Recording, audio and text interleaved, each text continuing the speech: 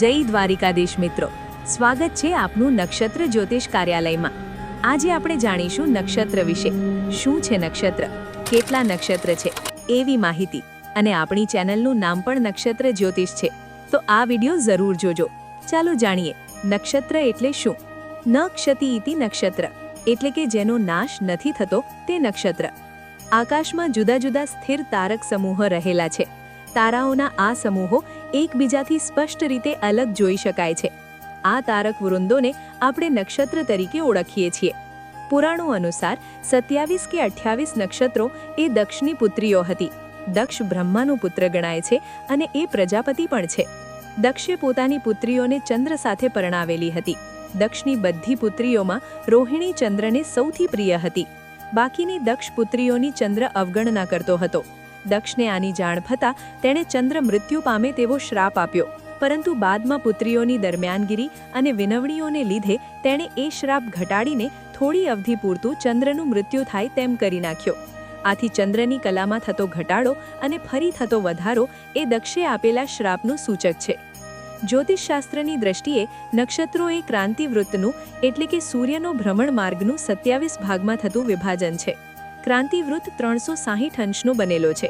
આથી એક નક્ષત્રનું માપ 13 અંશ 20 કરા થશે, 360 ભાગ્યા 27। વધુમાં દરેક નક્ષત્રના 4 ચરણ પદમાં વિભાજિત કરવામાં આવ્યા છે। આથી નક્ષત્રના એક ચરણનું માપ 3 અંશ 20 કલા થશે। એક રાશિ 30 અંશની બનેલી હોય છે। એક રાશિમાં આશરે 2.25 નક્ષત્રનો સમાવેશ થાય છે। દરેક રાશિ કુલ 9 નક્ષત્ર ચરણ ધરાવે છે। નક્ષત્રો આકાશમાં તારાઓના સમૂહ એટલે કે કાલ્પનિક જૂથ છે। વૈદિક જ્યોતિષમાં કુલ 27 મુખ્ય નક્ષત્રો માનવામાં આવે છે, જે ચંદ્રની આકાશમાં ગતિ પર આધારિત છે। દરેક નક્ષત્રના 4 પદ એટલે કે ચરણ હોય છે અને તે જીવનના વિવિધ પાસાઓ, સ્વભાવ અને ભવિષ્યફળ જાણવામાં મહત્વપૂર્ણ છે। 27 નક્ષત્રોની યાદી છે: અશ્વિની, ભરણી, કૃતિકા, રોહિણી, મૃગશીર્ષ, આર્દ્રા, પુનર્વસુ, પુષ્ય, આશ્લેષા, મઘા, પૂર્વા ફાલ્ગુની, ઉત્તરા ફાલ્ગુની, હસ્ત, ચિત્રા, સ્વાતિ, વિશાખા, અનુરાધા, જ્યેષ્ઠા, મૂળ, પૂર્વાષાઢા, ઉત્તરાષાઢા, શ્રવણ, ધનિષ્ઠા, શતભિષા, પૂર્વા ભાદ્રપદ, ઉત્તરા ભાદ્રપદ અને રેવતી। નક્ષત્ર સ્વામી અને ગ્રહો। દરેક નક્ષત્રનો એક સ્વામી ગ્રહ હોય છે: કેતુ, શુક્ર, સૂર્ય, ચંદ્ર, મંગળ, રાહુ, ગુરુ, શનિ, બુધ।